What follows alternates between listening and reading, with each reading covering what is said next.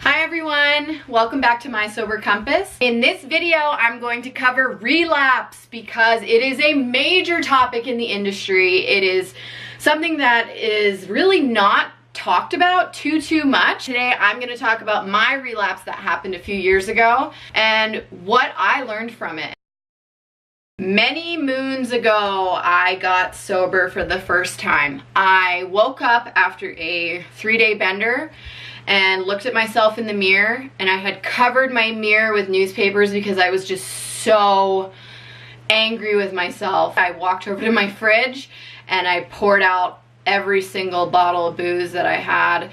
Not only in my fridge, I had some under my bed, I had some in the cupboard in the bathroom. I was a full-on alcoholic, living in denial and living with a lot of secrecy in my life.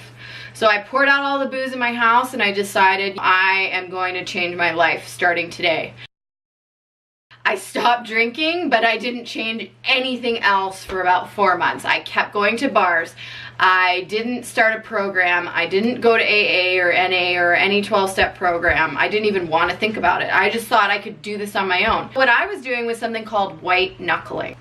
And I was really trying to hold on to not drinking, but I was miserable. It just drives me crazy to think about it. It was awful. Like I was not happy in any way, shape, or form. So, of course, what happens after a few months is I decided that it would be okay to have just one drink. You know, I was starting to forget all the consequences that I went through.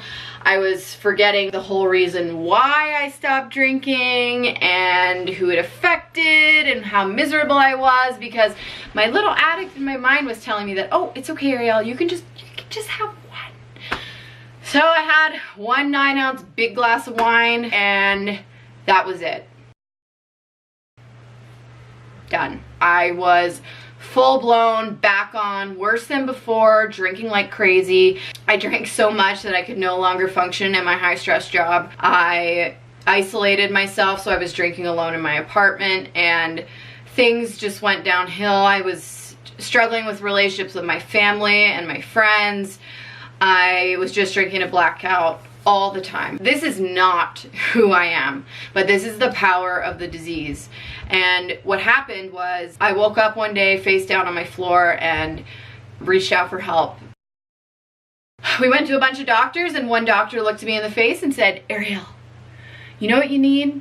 No, what do I need? I'm not so sure. I'm just feeling like crap. She said, you need to go to a treatment center.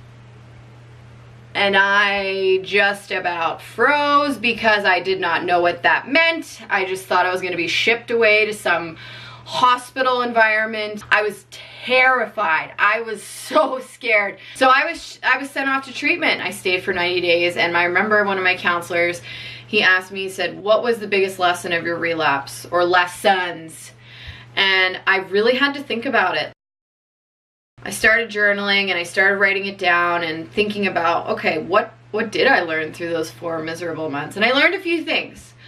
One was that I could not stay sober alone. I tried, you know, I gave it a go, and it does not work for me. I need a support group. I need a counselor. I need people that have been through addiction themselves and can talk to me about their experiences. The other thing I learned was that there's a lot of underlying issues to why I drink. I have anxiety. I have depression. I have my really down days. So I had some underlying issues that I needed to talk to someone about. My counselor, I needed to talk to a doctor about it, and there's other ways to handle that. Meditation was a great way for me to get out of my mind, because my mind would never stop. It would just keep going. I remember going to the multiple doctors and saying, you know, I just can't shut off my mind. And they're writing this down, and I remember being like, God, I hope they don't think I'm crazy. But it's true. I just have an obsessive mind, and I handle it in different ways now than I ever did before. I also accepted that I am always going to be a drinker and always want to drink. That's just who I am. It's never gonna go away. I'm an alcoholic and I need to be on top of my program to stay sober. The craving will never go away. It has lessened a lot over the past few years, but it is always going to be with me. That little addict, like I talked about, in the back of my head, always sneaking in there if I'm having a bad day or if it's really nice outside, saying, hey Arielle, you could just have one. No. There's a lot of different things that I learned from my relapse, so I would challenge you to comment below. Have you ever gone through a relapse? My relapse actually brought me to a way better place in the end. Without my relapse, I probably would have white knuckled for the rest of my life because I would not have known about starting a program and creating friends in recovery and building new hobbies and trying new routines and new habits. Relapse is a huge part of the process, but I do not want people to confuse this video with me saying, oh, it's okay if you go out and drink. No, I'm here to tell you, if you have had a relapse and you're not thinking about coming back to sobriety, please do. You will be welcome with open arms. A lot of people have been through it themselves, and the most important thing is to look at the lesson that's behind it. Life is not perfect, but I can tell you my bad days sober are way better than my best days drunk. Please comment below. Let me know about your relapse, if you've had one, if you have other advice for people.